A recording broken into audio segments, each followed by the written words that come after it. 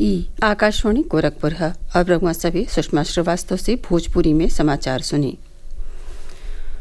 प्रदेश में लोकसभा चुनाव बदे सज्जो राजनीतिक दल चुनाव प्रचार के जुरिया दहले हुए। कई गो राजनीतिक दलन के नेता, स्टार प्रचारक और उम्मीदवार लोग लोकसभा क्षेत्रन में जनसभा और रोड शो के जरिए लोगिन के समर्थन जुटौले में लागल हुए। यही क्रम में भाजपा का वरिष्ठ नेता और मुख्यमंत्री योगी आदित्यनाथ आज अपने आवास पर पत्रकार वार्ता में कहलें कि आपस में बांटो और राज करो ई कांग्रेस के पुरान आदत हुए। कांग्रेस जाति के नाव पर, क्षेत्र के नाव पर और भाषा के नाव पर समाज के बंटले का काम कैले हुए। मुख्यमंत्री प्रदेश का पर्यटन मंत्री और मैनपुरी लोकसभा सीट से भाजपा उम्मीदवार जयवीर सिंह के पक्ष में मैनपुरी में रोड शो कैलें। ए मौका पर वहां के कहली कि मैनपुरियो ए बेरी बदलाव के राह पर चली रहल हुए।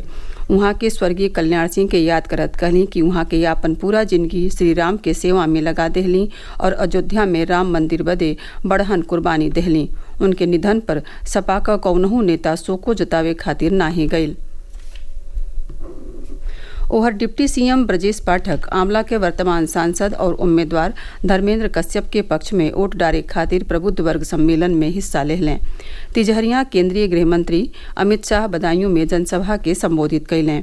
वहीं समाजवादी पार्टी का राष्ट्रीय अध्यक्ष अखिलेश यादव बदायूं में पार्टी उम्मीदवार आदित्य यादव के समर्थन में जनसभा के संबोधित कैलें। प्रदेश में 5वां और 6वां फेरा के लोकसभा सीटिन बदे पर्चा दाखिला के प्रक्रिया जारी बाटे।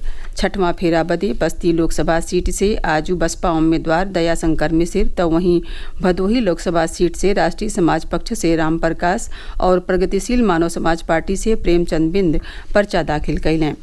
5वां फेरा बदे फैजाबाद लोकसभा सीट से भारतीय कम्युनिस्ट पार्टी का उम्मीदवार अरविंद सेन पर्चा दाखिल कैलें। 5वां फेरा के 14 लोकसभा सीटिन बदे बिहने पर्चा दाखिल कैले का आखिरी तारीख हुए। 6 मई ले उम्मीदवार आपन नाव वापस ले सकी हैं। ए फेरा में मोहनलालगंज, लखनऊ, रायबरेली, अमेठी, जालौन, झांसी, हमीरपुर, बांदा, फतेहपुर, कौशाम्बी, बाराबंकी, फैजाबाद, कैसरगंज और गोंडा लोकसभा सीट खातिर 22 मई के वोट पड़ी।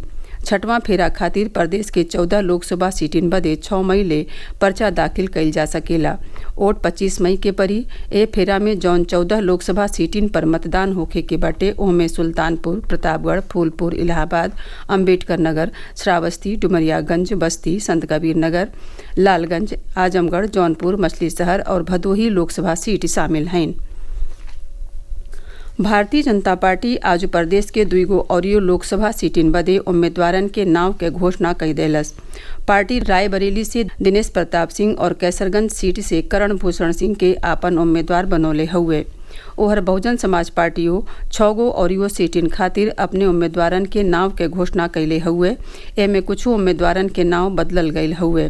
बसपा गोंडा लोकसभा सीट से सौरभ कुमार मिश्रा, डुमरियागंज से मोहम्मद नदीम मिर्जा, कैसरगंज से नरेंद्र पांडे, संत कबीर नगर से नदीम अशरफ, बाराबंकी से शिव कुमार दोहरे और आजमगढ़ लोकसभा सीट से मसहूद अहमद के आपन उम्मीदवार घोषित कैले हुए।